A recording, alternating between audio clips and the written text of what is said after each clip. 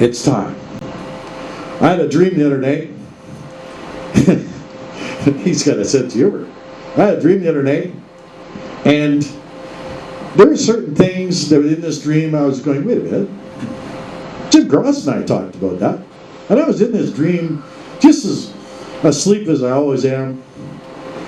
And he said, there's some things I want you to do. I won't tell you the rest of the statement because Jim is a little cross. People that know Jim know that Jim had no filter. I'm getting better with my filter. It really is getting a lot better, my filter. People attest that things have really changed with my filter ability. I'll call it that. Jim had no filter. He never apologized ever for the way he said something. I learned a lot off that man. He never said nothing that he wasn't proud of. And sometimes you wonder, right? People that knew him, they knew exactly like. So he came in his dream and he said, there's some things I want you to do.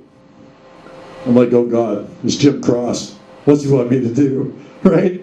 And he's up there and he's looking down at me. That's my belief. Right? And he's watching all this stuff going on. And I felt this. Good job. Well, you that know Jim Cross, if you did a good job, he would tell you he did. He'd tell you that. Absolutely. So, I'm not going to tell you everything he said, because PG, the first show. During the second seminar, I'm not going to promise you, I'm not going to tell you exactly what he said. But during this one, I can't get into exactly what he said. Because he was very cross, Jim Cross, I really can't repeat it in this PG section of this. So, I'm going to leave that part, the second part of it, for the second seminar. Now, I'd like to welcome the people. Facebook, we're going live. We're talking about this. I'm glad you're sitting in the comfort of your own home. I'm hoping you're with family. I am. I know some of my family is watching right now. I don't even have to look. I know I've got some followers that are watching this. I think they just want to see me fall off the stage. But that's beside the point. Not that funny, Karen. But the reality is, it's so important to have family. And with this crisis that's going on in the world right now, I don't have to get into exactly what it's all about. Everybody knows. Do I have fear? Look at me. Do I have fear? Anybody out there got fear about what's going on? Of course we do. Right? We're human beings. We're built with a heart and a mind. That distance from here to here is unquestionable what's going on in the world right now. Oh man, I love social media and I hate it just the same way. Social media has created information for everybody. Before the seminar, we were looking at social media, talking about what was going on, and it's a great information tool. But it scares the bleep out of society. And that's what I want to talk about. Why is the fear as big as it is in this world with this? Why? I don't know, might be a good answer, but I'm not going to blame social media. I'm not, because social media is only as good as the people entering the information. Well, social media, I got a message for you today, and it's going to be different. I want to put social media on notice. Some of the old me's coming back, folks. I want to put social media on notice. We can't keep using fear-based things to be able to deal with it. However, there's two types of people. I mentioned that earlier. We have to be aware and keep our families safe. We have to do that. We had somebody the other day that was talking to us, and a friend of mine, and he's a member of my group, and he said, PTSD and trauma is not funny, Bill. I got a hold of my PR guy and I said, Billy, it's time we got to fix this one, because he's right. PTSD and trauma is not funny, and neither is this illness. It's not a funny thing. It's affecting everybody, and as I said before, I didn't think I was going to get into it, but what do I know, right? What do I know? I didn't know what was going to happen when I got up here. I didn't know what was going to happen when I got up this morning. I didn't know my daughter, Twyla, my son Tyler, and Lisa were going to, I don't even know the word for it. Attack? No, I wouldn't call it that. Maybe in love, because I recognize the difference between an attack physically and one with love. If anybody is watching this and they haven't watched that video, I intend when I go back home tonight to watch it again, because they said something that I took out of that I'd never thought about before. What might that have been? Well, I think I have a past. I think I have a history. I think I have a history of maybe being just a little angry. My daughter's laughing. My son's sitting there, what's coming? Right? Lisa's sitting there, oh, here we go. He's going to talk about him. But you know what? The thing that was showed, experienced, felt by me when I went and had my shower and I cried like a little baby, this is what I was thinking. I have people who love me and care for me, and I don't necessarily deserve it. Oh, wait a minute. Got a couple people's attention, right? Oh, hell yeah. I deserve that kind of love. Lisa and I were traveling down here in her Escalade. And Lisa, I mentioned this, I was going to say this. Hi, Chris. I know you're going to be watching this. I know you're at work. You need to fix the power door locks on your Escalade, buddy. You're a mechanic. Really? Can't get in unless you reaches over. You want to see something funny, folks? Get Lisa reaching over and trying to get the lock. Yeah, it was pretty interesting. But anyhow, we're on the way down here. And I was talking about the video. And Lisa said this to me, not once, because twice, because I won't shut the hell up long enough. Right? Everybody laughs. But it's true. She said, Bill, you deserve this. Do you know how many years? How many years I wanted to have somebody say that? I'm going to talk about this too. I was standing in my new apartment.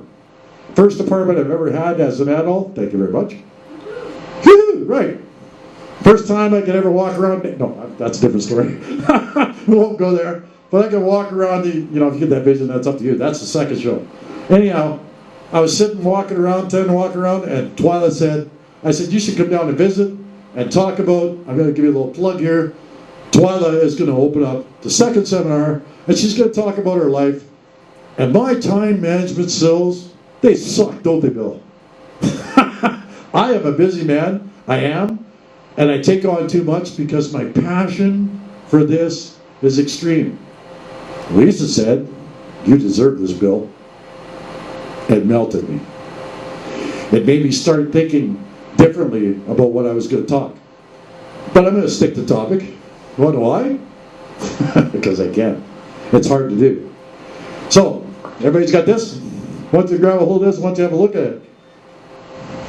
Can anybody pronounce the word that's big and bold in behind it has black? What does it say?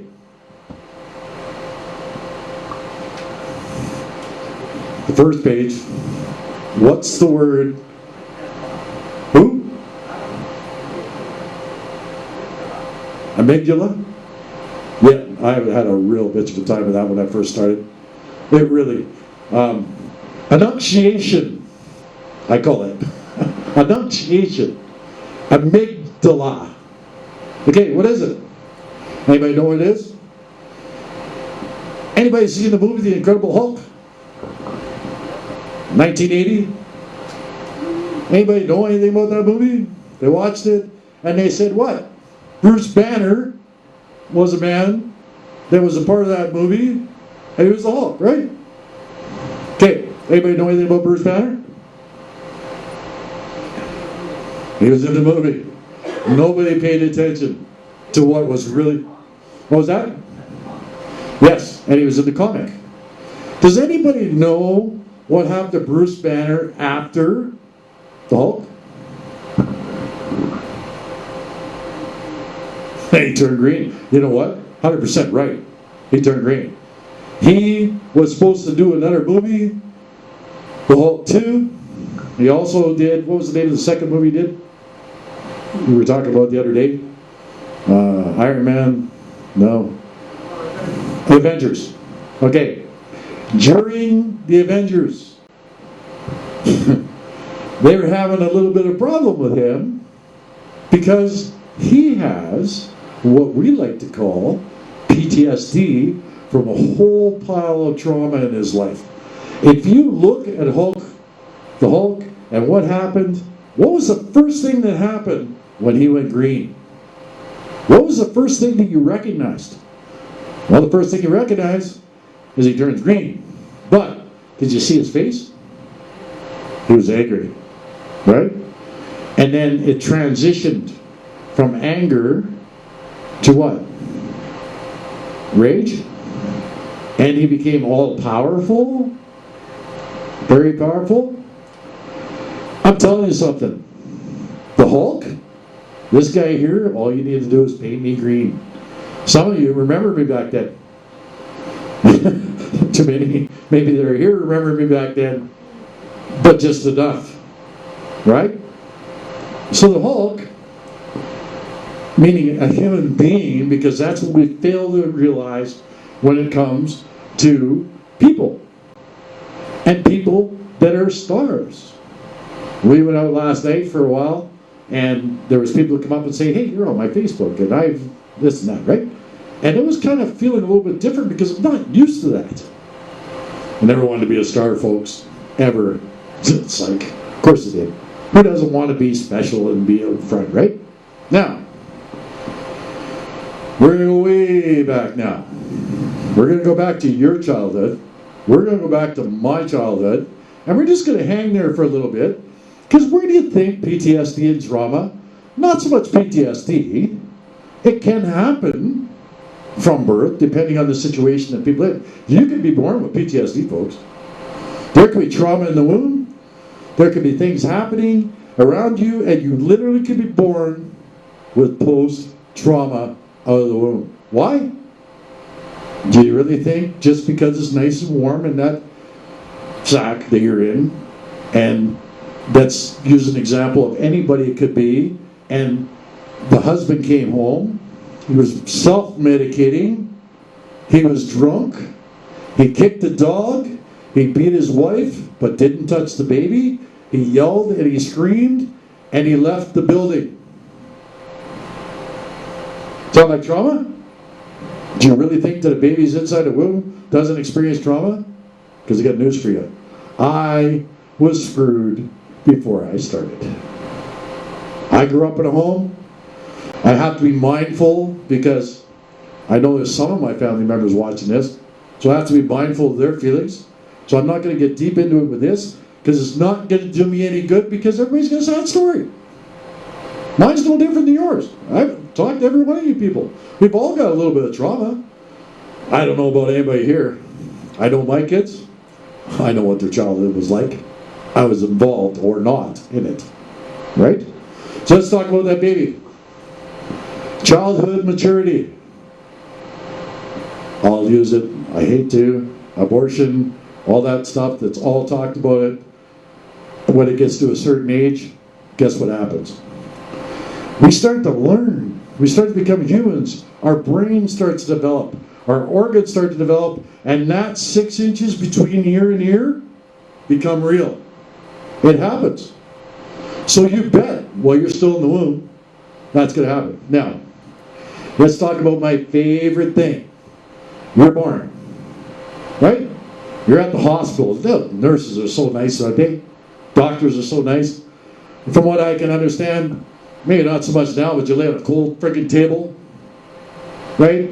They put your legs up and they spread them out and you pop out the kid. That's not traumatic. Right? I had some prostate issues a couple of years ago and they did a rotor on me and they had a camera facing me and a big screen TV. Interesting.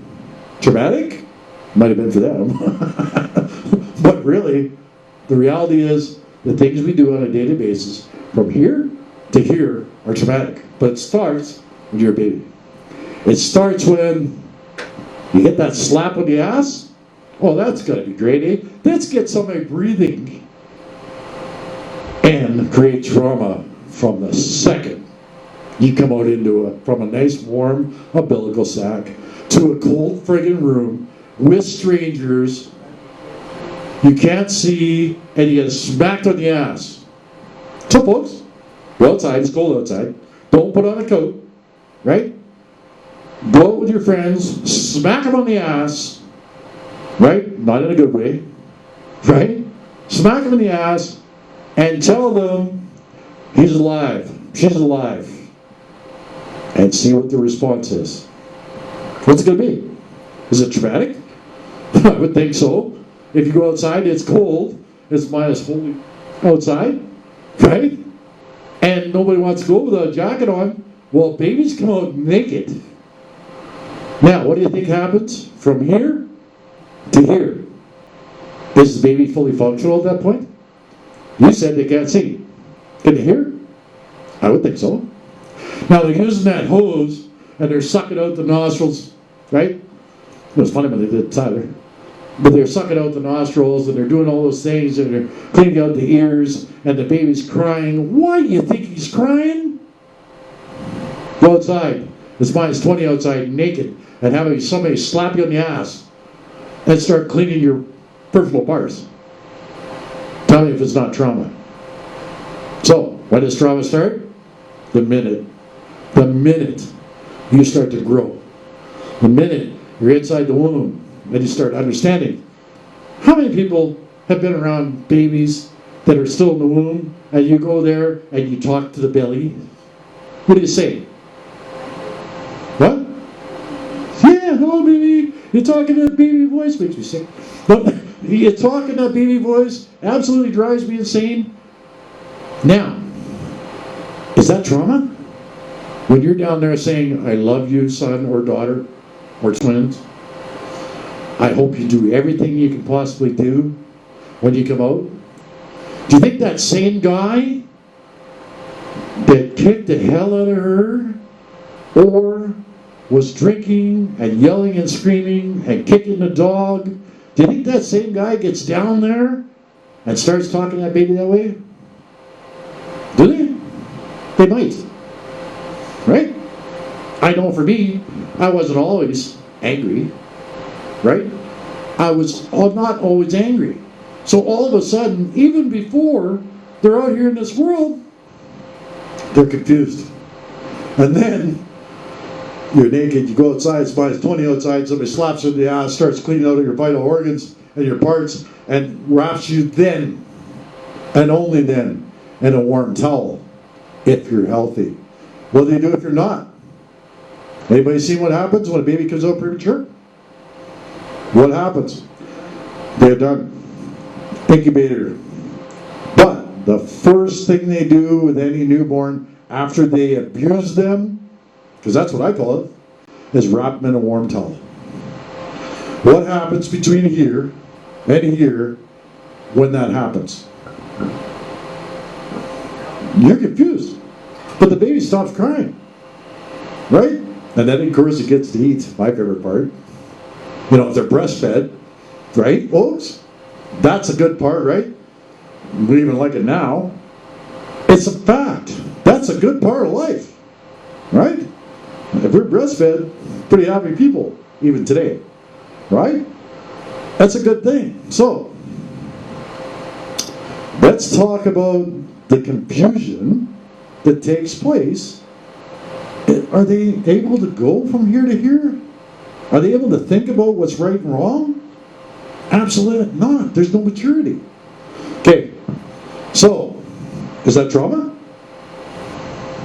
Of course it's trauma when you don't know when you're a child. I've said this many times and I keep saying it. The hardest thing you can do to me is get me in a position where I don't know. When something doesn't seem right. Because of trauma and PTSD in my life, I'll use a live example. Somebody that knows me very well has ghosted me many, many times. That was my thinking. From here to here, that's 6 inches. For me to get from here to here with all the trauma and the PTSD takes how much time? And can I do it? Well, when people love you, what happens? You've been slapped on the ass, you've been violated, you're wrapped in a warm blanket, and what do they do right away? They hand it to the parent. And the parent takes them, and they hold them. I talk about my weighted blankets all the time. I have, yeah, you tried it. The weighted blanket is the whole scientific part of that. It's exactly that. You're being held. With PTSD and trauma in the course I took in Calgary, they talked about hugging yourself.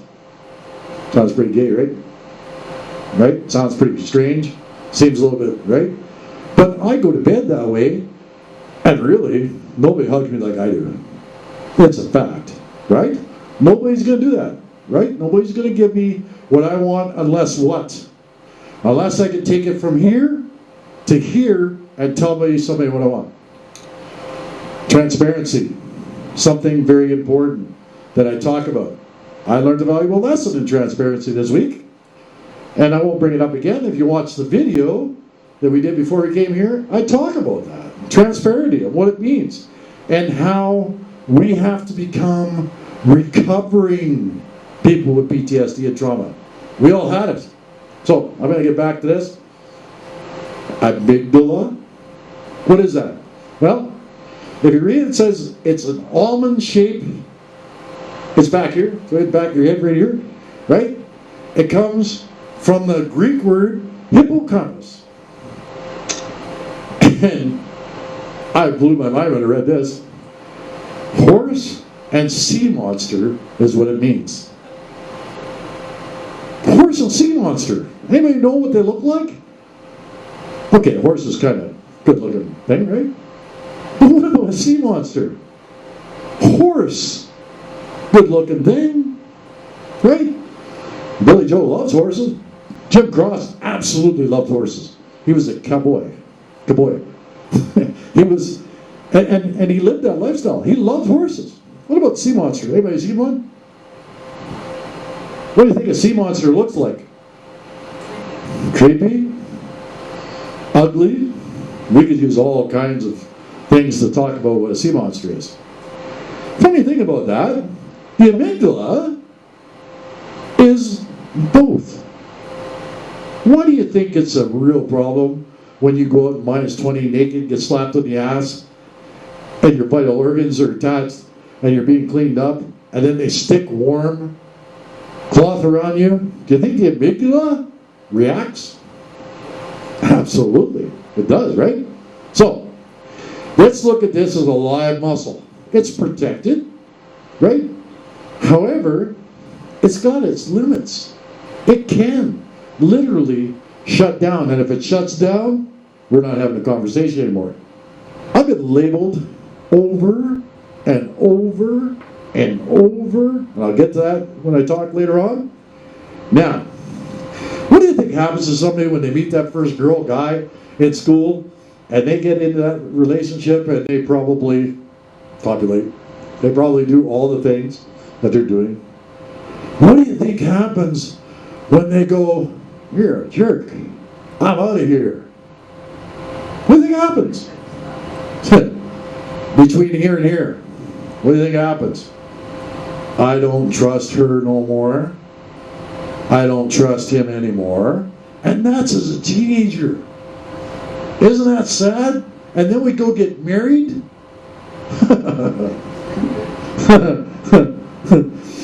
I got married a couple times. Okay, 3. But it was got it. Now, I was good at marriage. I was pretty good at, I've had to change this part of the story because it wasn't always about me. Everybody I've ever been with has had a set of trauma in their life the same as I did. But I blame me. Now, who taught me how to blame me? Oh yeah, it was me. Nobody brought that up. When I laid on the hood of that car, and I thought about that, and I knew it wasn't right, I searched for something different. And isn't that why you guys are all here? Now, there's people watching this video. They're sitting here going, yeah, I sure wish I was there. The door's open. We got another show. We're going to do a raw and uncut version of my last 14 months. And if you're not sitting down, folks, you're not going to be ready for it. Because I tell things raw and uncut, and I've learned to be transparent. As much as it hurts me, it helps you. Did anybody hear that? As much as it hurts me, it helps you. Is that a fair statement, Twyla? Do you think it's fair? Yeah. How about Tyler? You fair? These are my kids talking. That's fair. As much as it hurts me, I'm going to love you. Right? It's a different kind of love, folks. Don't get all your. It's a different kind of love. Oh, Karen, I know you just forget it. You can't do that. Because that's Karen from year to year that learned from adolescence to now to give that face when I said that. We're talking about trauma. That's what promotes our reaction. I'm a CBT practitioner. I'm an NLP practitioner. And the biggest thing that I deal with every day is what? From here to here. And for the time we were little babies and we were sent outside naked and we went through that trauma, we have a story. My story is no better, no worse than yours is. It isn't. We talked about that before, right? I think anybody's ever talked to me. My story is no different than yours. Oh, okay, it may have a few twists and turns in there that you've never heard of before, but you got your own story. We've all got, as Derby said, we've all got a sad story. Now, why do you think we got that? Where'd it come from? Okay. What's the chances of somebody that had a traumatic lifestyle as I did? I'm going to list them. I'm not going to go into them in detail. Okay, let's start. Physical abuse, alcoholism, anger outbursts. If you go to the second page in there, right, and you turn it over, I bet you see anger iceberg. What do you think happens when people get their hurt bad? What do you think happens? Do you think they get angry? Right. PTSD and trauma, especially PTSD, when trauma becomes an issue and you can't deal with it anymore and it becomes PTSD, it's post-trauma. Not pre-trauma, not during trauma, it's post-trauma, which means whatever happens from on. That's post-trauma. Trauma is something that happens right now. Post-trauma, PTSD, is something that happens as a result of what? Too much trauma? Now, we just talked about trauma happening when we were babies, before we were born. Okay, let's talk about love again, because this is my favorite topic. Love, there's several types of love. There's the agape love, which you see in churches, God love, right? You got filial love, right? Which is love that Lisa and I share, right? Karen and I share, and even the guys will share it too, maybe in a different way because we're tough, right? But we experience that. And then we've got this thing that we have, I'm going to call it a thing, because in very few times I can say that, right? I'm qualified to say love is a thing. So that type of love, anybody ever been into an argument with their spouse? Anybody had an argument with their wife, their husband? I know none of you, yeah, nobody's ever had that, right? I know Lisa hasn't, not in front of me, much, right? Sorry, Chris, but we're there, right? I pick on Chris a lot because he's not here. And I know he's so many miles away right now. And he can't say anything until he gets home. So that's cool, right? Okay, so what's the first thing we do, right? When we're in love and we have a fight and it's all over and everybody feels like a piece of shit, both people, because they love each other, this love I'm talking about, what's the first thing that comes out of our mouth? Say it out loud. I'm sorry. I'm sorry. People with PTSD and trauma, they're good at I'm sorry. I was a professional I'd say I'm sorry. In fact, I said sorry so many times. I'm sorry so many times that it didn't mean anything anymore. You ever been in your relationship and you're having a fight and she says I'm sorry or he says I'm sorry? You're like, yeah, right. Show me. Act differently. Well, guess what, folks? Here's the problem. Well, because of trauma, and you have one relationship that blew up in puberty, and it hurt, and you didn't know how to take it from here to here in any way, and you got the trauma from the time you were slapped on the ass until that time, and you never dealt with it. Why? Because we don't know how. There's no book. Well, I'm going to create one of those. I'm going to create one of those. My daughter and I, Twyla, we talked about doing a book. I believe you're even writing one, aren't you? Yeah, I'm writing a book on myself. Yeah, so she's writing a book. There might be a book one day. Okay, there's lots of books. I'm looking at books right now. I'm saying I'm looking because I don't read real well, but I learned today there's other ways of doing it. I learned how to read and write when I was 19 years old because in the infinite wisdom of the school system, I was pushed to the next grade. My parents didn't have a problem with that. When I was 15, they put me on a train to go out and visit Uncle Russ in Drayton Valley, whom I had a history of abuse with. He's become now, as a result of dealing with this, a friend of mine. He's also became close to Twyla. And him and Linda have been really close. Hi, Russ. You'll be watching this. I know you will. Right? All right. Love. I'm sorry. Oh, wait a minute. Horse. Horses. No, I was going to say horses. That's the word. Horse. Sea monster. Love. I'm sorry. Sound about right? Okay. So from the time we were conceived, we start to grow in the womb, we start to get going, we get along. Where do you think we're learning this shit from? Where does it come from? Okay?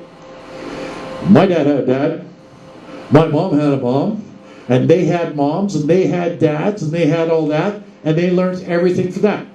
People have heard me talk about 1930, 2020. If you guys have a plan of living your marriage the way your parents did, the way your grandparents did in 2020, good luck. I tried having the traditional marriage. I've been told by my own son, Dad, maybe you should stay single. I don't know why he would say that. I've been unlucky in love, or have I? If I hadn't been through every marriage, all three practice wives, and the relationship I just came out of, I would not be the person I am today. I'm me because Twyla's mom saw fit, listened to her God in some ways at that time, and I became a guy who was on the streets for 3 years. I went from there to living in a really nice posh place, a nice vehicle, and money. But from here to here, I couldn't process it. But I was looking for that dream, right? I've said this, I'll say it again, I'll say it every day if I have to. The whole friggin' world is paved with good intentions, and mine were the best. Do you think I got up one day and decided to hurt the people that I've been in love with? Did you think that for a second? Did you get up the morning that you were done with your marriage, or you were done with your relationship, or you were done and decide to hurt people? Biggest untruth in the world, but we do it. Why? Because the amygdala keeps working. All right. I'm going to close with this part. We're going to talk about maturity. Did I just say that? My daughter's looking at me like, maturity, Dad? Oh my God. Happening, folks. The distance from here to here is maturity. That's the only way you're going to get it. How are you going to get it? Do we get taught it? Okay, how about school? I went to school. I learned to read and write when I was 19 years old, and I was sitting in class at the back of the gym, at the back of the thing in a math class, and I remember thinking to myself, I can't hear this guy. Absolute fact. I lost a whole bunch of my hearing because my father, God rest his soul, would rather backhand you than try and explain what you did wrong. And he punctured my eardrums. Now, what they told everybody, including the school counselor, even at that time we had those, is he stuck a bobby pin, my mother, he stuck a bobby pin in his ear, and his ears were bleeding. Who lied? Yeah, I was called in the office and I told him the truth. What do you think happened when I got home? Tyler? Grandpa? What do you think happened when I got home? Nothing good. Won't go any further than that. I love that man more than life itself right now. But the man from here to here, fighting in World War II, going through what he did, being trained by grandpa, oh my grandpa was a prick. He was a mean son of a gun. We'll edit that prick out of there, right? He was mean. My grandfather had a hand twice the size of my dad's, and my dad had a big hand. Now, my father also had a size 12 Triple E boot. And he loved to turn it sideways when you were following him, or you were in front of him, and you were going fast enough, and he would lift you off your feet. What happens from here to here? I'll use one example. I'm walking in the garden. I used to like watching my dad work, because that's all he ever did. We're walking in the garden, and my dad's walking like this, and I'm walking behind him, and I'm about at ass cheek level, and he stopped, and I ran into him. What do you think happened? He turned that boot sideways, and he nailed me. Right? And I was bleeding. He kicked me so hard. Get the hell out of here. I don't want to talk to you. I'm too busy. What happens from here to here? I'll tell you what happened here. My dad doesn't want to be around me. He doesn't have time for me. That's what happened here. What happened here? Did it hurt? I'm sorry never came out of that man's mouth. It never happened. I don't remember ever hearing him say, I'm sorry. Now I'll use one other example. My dad was never wrong.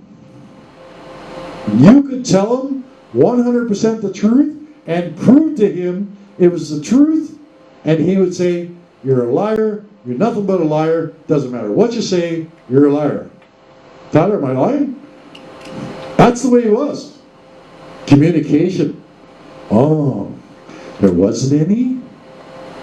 There's no communication. Shut up, the news is on. And if you didn't shut up, something was going to happen, right?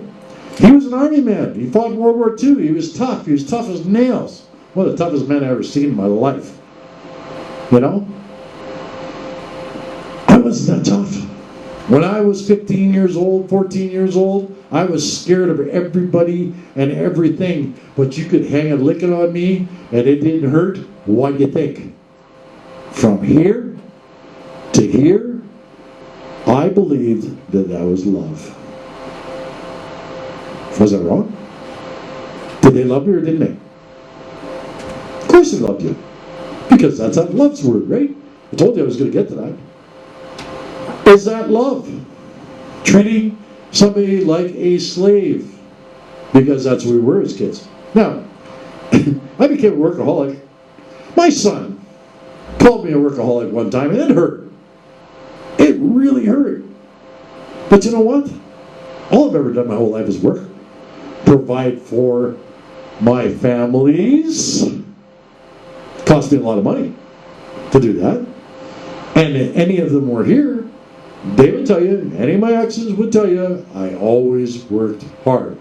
Now, they thought I was a drug dealer and everything else, That's the conjecture they had.